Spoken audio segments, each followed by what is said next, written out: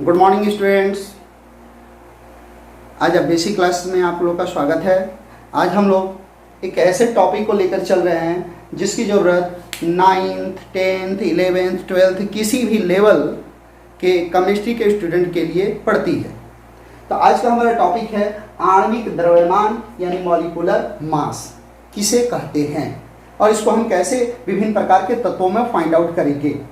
तो हमारा टॉपिक है आणविक द्रव्यमान। चूंकि आणविक द्रव्यमान मतलब अणु का द्रव्यमान, अणु शब्द आ गया है मतलब ये यौगिक से रिलेटेड है।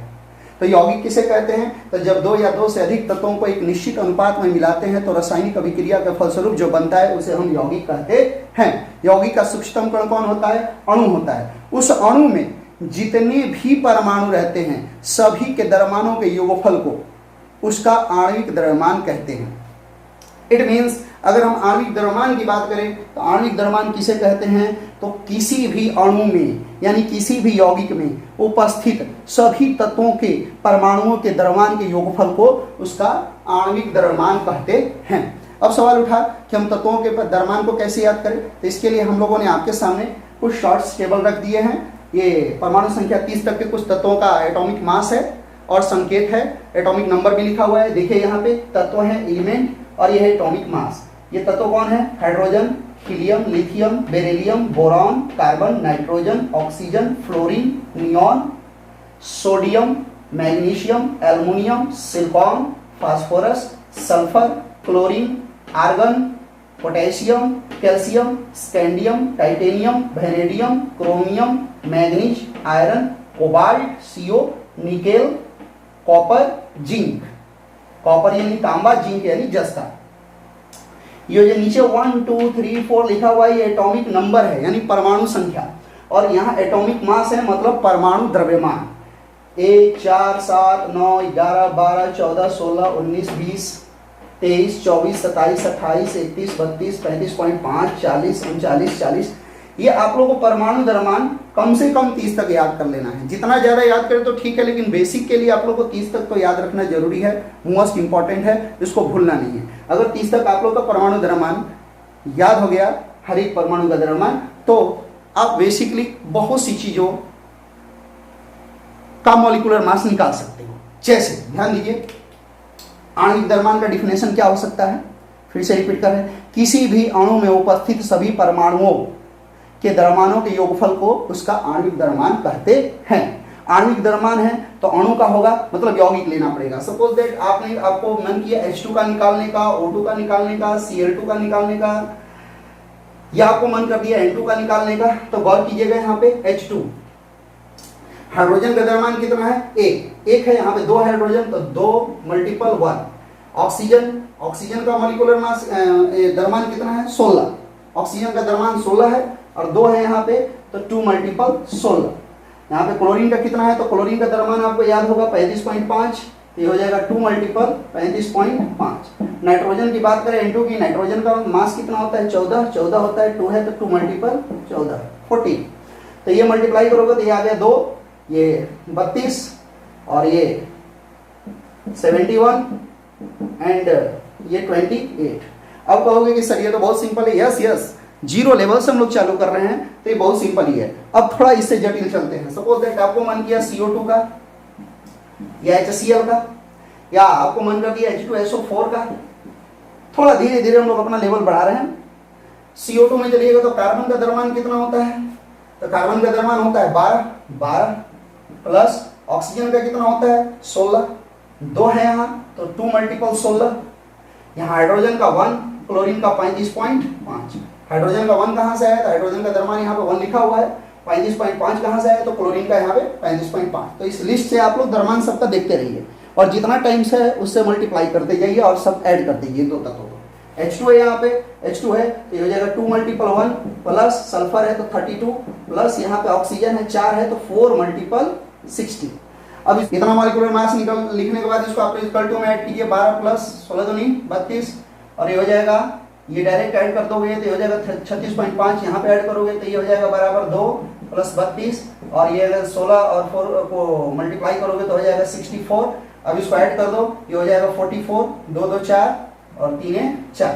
ये इतना ही रह जाएगा। इसको ऐड करेंगे हम लोग, 64 है, 32 और 2 है, 64 और 32, 96, 2, 98। जटिल हो गया कुछ। अब इससे भी अगर कुछ जटिल बनाना है आप लोगों को तो थोड़ा बड़े में भी चलते हैं हम लोग, मॉलिक्यूलर मास निकालना। सपोज दैट आपको निकालना है H2O, NH3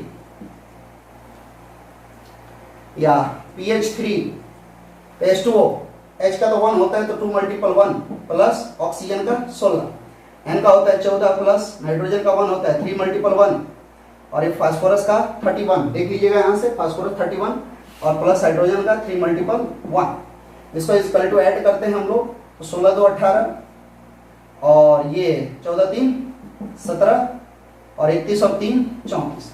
बेसिकली यहाँ पे हम लोग यूनिट जो लगाते हैं वो ग्राम में लगाते हैं। यहाँ पर जो यूनिट लगाते हैं वो बेसिकली हम लोग ग्राम में लगाते हैं या केवल यू भी यूनिट भी लिख सकते हैं हम लोग, यू। अब कहेगा इससे भी थोड़ा बड़ा हम लोग कर दे तो ये यूनिट है, यू है, इसको यू लिखा गया है, यू।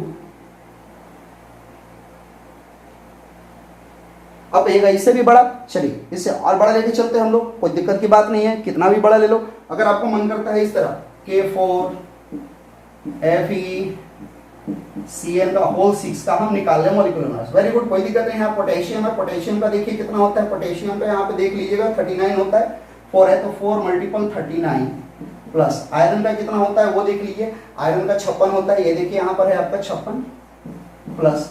अब ये देखिए Cn का होल 6 है, मतलब कार्बन भी 6 है, नाइट्रोजन भी 6 है।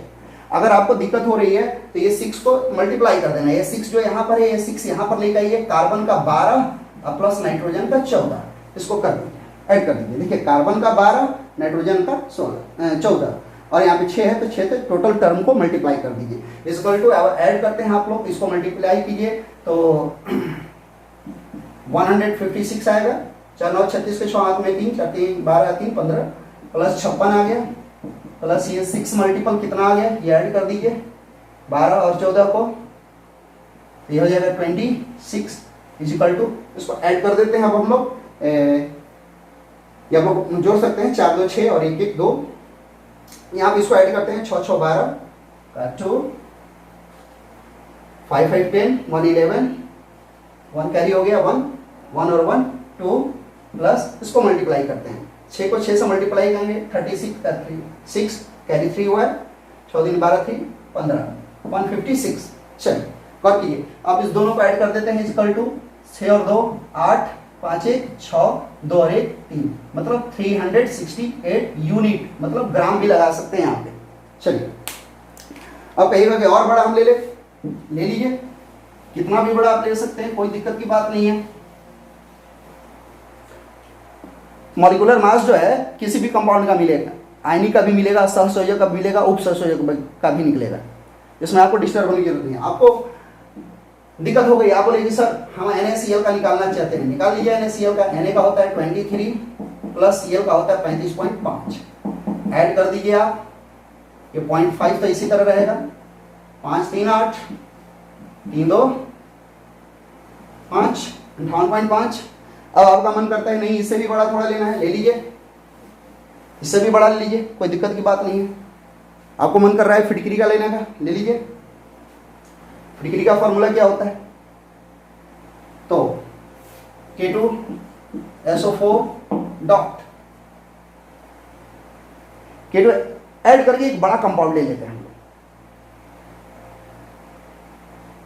K2SO4 डॉट Al2SO4 का होल थराइस और डॉट 24H2। अब ये सर इसको कैसे निकालें, निकाल लो, इजीली निकलेगा।